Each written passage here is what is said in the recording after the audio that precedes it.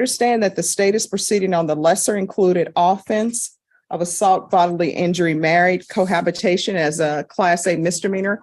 The range of punishment is up to 1 year in jail and up to a $4,000 fine. Did you understand? Yes, ma'am. If you have a plea bargaining agreement with the state, the court doesn't have to follow your plea. If for any reason the court does not follow your plea and gives you more than you bargained for, the fact that you entered a plea will not be used against you and you will be allowed to withdraw your plea. Did you understand? Yes, ma'am. Did you understand you have a right to jury trial, a right for you or your attorney to cross-examine and confront any witnesses the state would call in the right to remain silent?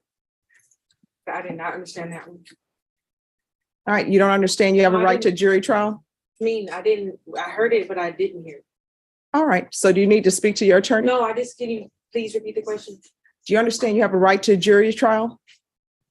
Yes, I don't remember. Understand with an affirmative finding of family violence, you're not allowed to own or possess any weapons or ammunition? That's forever?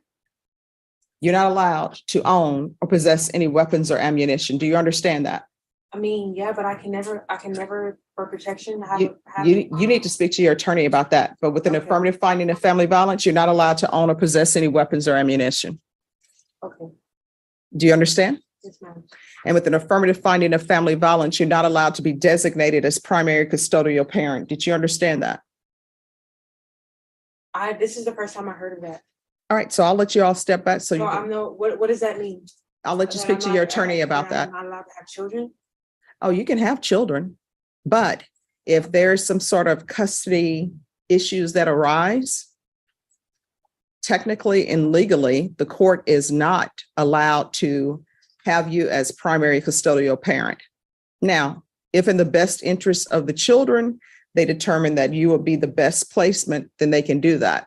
But if there were any type of custody issues, and there's a person who appears to be a good parent and they don't have an affirmative finding of family violence, then they're supposed to be designated as primary custodial parent. I'll let you speak to your attorney about it.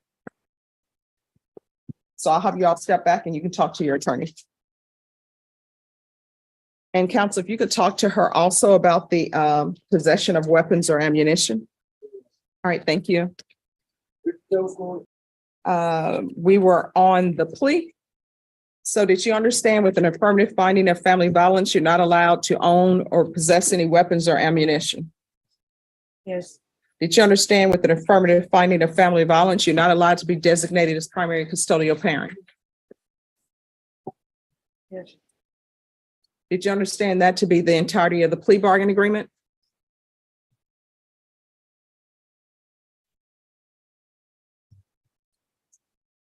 I don't understand what's going on here. But I'm not gonna be able to have my kids?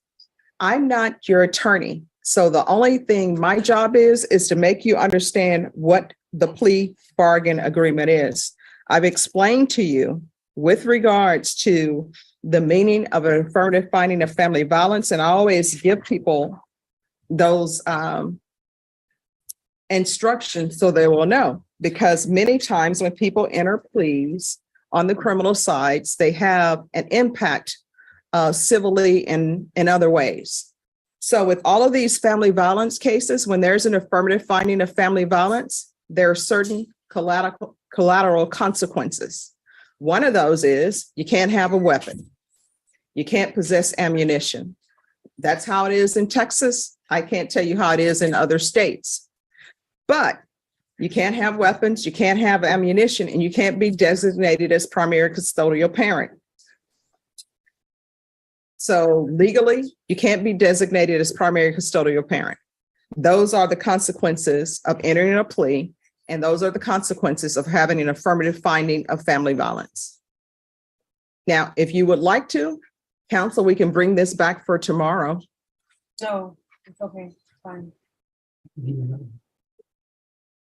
All right, this is what I'm gonna do. I'm gonna have you all take a seat just to No, talk it out I more. do understand it, but it's just it's a horrible thing for like to have this horrible. So I understand it, but I mean, all the cases here are horrible. They're felony cases. I thought it was getting reduced. It's still getting reduced, but it's still, all these cases have consequences. Whether it's being reduced to a misdemeanor or not, there are consequences that flow from felony cases. and consequences that flow from criminal charges. So what I'm going to do is I'm going to have you sit with your attorney, because I want you to, if you're planning on entering a plea in this case, I want you to enter it with a clear conscience and a clear understanding. So it appears to me, and I may be wrong, I'm making assumptions here, that you didn't know the consequences civilly of entering a plea in this case. And the fact that you're talking to me about, am I ever going to be able to possess weapons? Am I ever going to have my children? That's something that you need to discuss with your attorney, and it needs to be in a setting. I don't want to say without passion or objectively, because I know these are all personal matters, but it needs to be something that's thought about with clear head and something to think about. All right. So I'm going to have you all step back. And if your attorney feels like it's best that this be taken up tomorrow, we'll take it up tomorrow. I'm here all week. All right. So just step back and discuss it with your attorney. I understand it. There's nothing I could do. All right. Just step back and talk to your attorney. So Ms. Brown, I've gone over the plea bargaining agreement with you. Did you understand that to be the plea? Yes, ma'am. And do you understand the consequences of entering a plea with an affirmative finding of family violence? Yes. And knowing that. All right. After reviewing states exhibits 1 and attachments, the court will find there's sufficient evidence to find you guilty. The court will defer finding of guilt as you apply for deferred adjudication. Are we proceeding with sentencing? Yes, Your Honor. Anything you wish to say on behalf of your client? He has had the problems, I guess, communicating and understanding what is happening, but after explaining several times for the situation, she understands everything, and we're asking that the court accept the recommendation from the state to place on deferred. All right. What was your warrant for? In the police report, it says that when the complainant called the police showed that you had a warrant. So what did you have an active warrant for? It had been for a failure to ID. All right, state, can you see if there are any pending charges other than this case? Yes. Yeah, there's a failure to ID. Oh, sorry. Your Honor, there's a failure to ID, and that one is for the state, would be TIC. It's not listed in the plea. Judge, there is, but we can, I can tender a dismissal. I think you just give me a couple notes to fill out a dismissal. All right, thank you. All right, are you employed? At the moment, no, I'm not. How do you support yourself? I'm living with family right now. What family is this? My mom. All right, and Child Protective Services were called. Is Child Protective Services involved? Yes. All right, this is what the court is going to do. 2 years deferred adjudication. There's an affirmative finding of family violence. Well, let me strike that. The state is requesting that actually you have a conviction. What the court can do is you can have a conviction. That's what you bargained for, or either I can give her deferred adjudication. Leave rules for deferred adjudication in your for. All right, if the court were to give you deferred adjudication, if anything were to happen and your probation were revoked, you could end up with potentially 1 year in the Bexar County Jail. What the state has offered you, if you were to not do well, you could still end up with 1 year in the Bexar County Jail. So which would you prefer? Would you prefer conviction or deferred adjudication? Conviction. All right, court will sentence you to 1 year in the Bexar County Jail. No, miss. You said a conviction. Oh, I thought, okay, I'm sorry. Oh my God, no. So are you I asking? thought you meant like on the record. Are you asking for deferred? Yes, ma'am.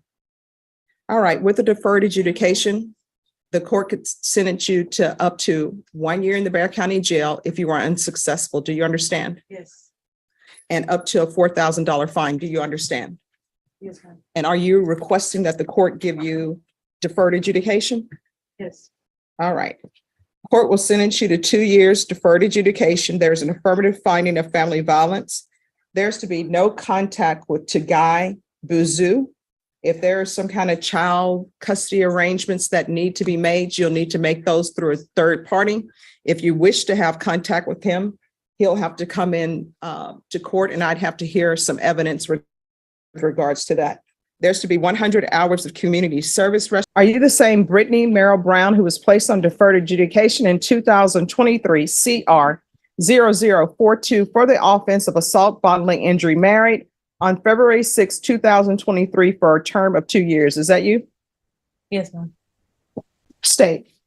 Your Honor, in Bear County, Texas, the defendant, Brittany Merrill Brown, did then and there fail to report to the supervision officer as directed for the months of September and October 2023 in violation of condition number 4. How do you plead to that? True or not true? It's true. State.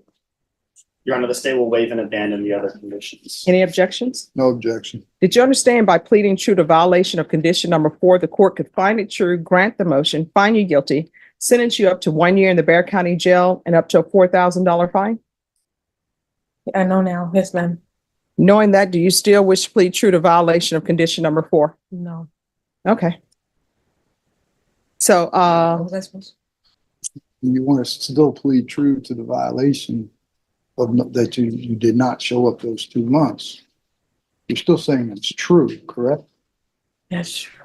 Yes, it's. all right, so let me explain it to you again.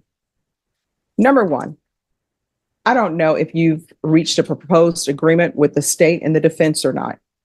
Partial.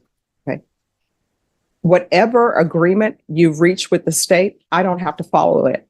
And the reason why I don't have to follow it is because you entered into a contract, and the contract is with the court. It is not with the state. It is not with the defense. So what I'm telling you is, by pleading true to violation of condition number 4, I don't have to follow any agreement, whether it's partial or full, that you've reached with the state. Do you understand? Yes, ma'am. So what I can do, if you continue to wish to plead true to violation of condition number 4, I can revoke you, and I can sentence you up to $4,000 fine and up to 1 year in the Bear County jail. Do you understand that? Yes. Knowing that, do you still wish to plead true to violation of condition number 4? Yes, ma'am. All right, the court will find violation of condition number 4 true. Is there a proposed agreement? Yes, Your Honor. Much like counsel stated, there is a partial agreement between the state and defense. Okay, Therein, Your Honor, the partial agreement is with respect to asking the court to deny the MTR and continue on deferred adjudication. Where the parties differ is respect to like the latter section, which is state would prefer to follow probation's recommendation, amending for SADF and aftercare. Mhm. Whereas I believe defense has a different proposed or recommendation for their client. all right, what are you recommending? Judge, in speaking with Ms. Brown, it struck me that this being her first motion to revoke, and looking at the paperwork that was prepared by probation, it seemed that there was more to it. And so when I talked to Ms. Brown, what I've come to find out is that she has more of an underlying problem, not reporting or having alcohol a couple of times. SADF to me doesn't seem to be the right move for her. What's her underlying problem?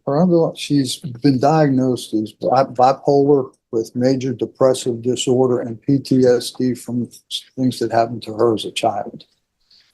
She's been trying to deal with the underlying root of the problem, and that's where it's stemming from. So my suggestion, or hopefully recommendation, is that she be sent to some place or program that deals with mental health issues. She needs mental health help more than the alcohol. I think if she can deal with the mental health issues, the other issues of the alcohol will take care of itself.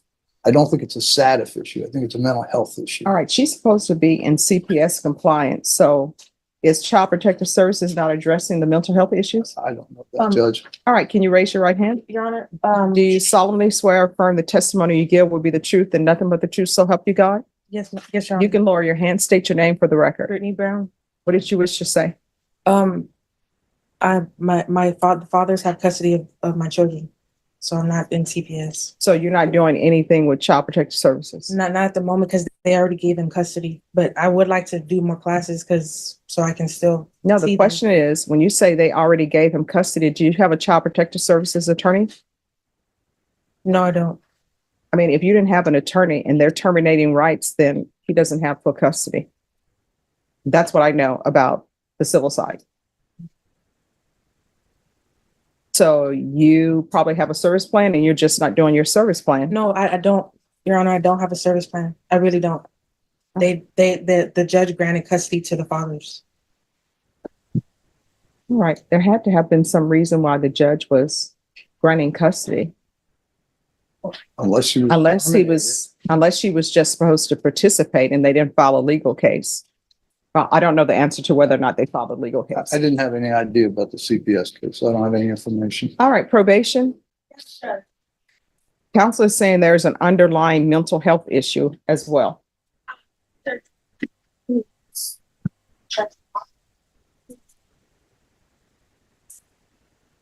If she, I know the probation recommended status, Mhm. we can. If there are underlying issues with that, we can do, DDRF, we just need to go through the process of getting her evaluated. I don't show that there has been a make evaluation or anything like that. By talking to my client, she has informed me that the jail started her on medication for some of this 2 days ago. Okay, so this is what the court will do. Will deny the motion, alter the main conditions to include a MIC evaluation and DDRF if it's deemed appropriate by probation, and this is going to take place while in custody. If she did want me to ask you if she could receive a bond, but the court has just already ruled that Yes. there's not going to grant a bond. So you'll remain in custody and they'll give you your evaluation. And counsel, what I will do is we'll recall this in 30 days just to see where we are in the process. And Ms. Ferguson, can you give me a phantom date, please? Yes. Sure, all your evaluations. However, if you are in DDRF, they won't bring you over. Do you understand? Your Honor, what is DDRF? Probation will explain it too, but it's to address your mental health issues. And it's an inpatient facility to address mental health issues. That's just if they deem you appropriate for that. Okay. That will get to the best bond and what you were telling me. I'll talk. All right. Do you have any questions about anything? No, Your Honor, thank you. All right. Make sure you stay in contact with probation.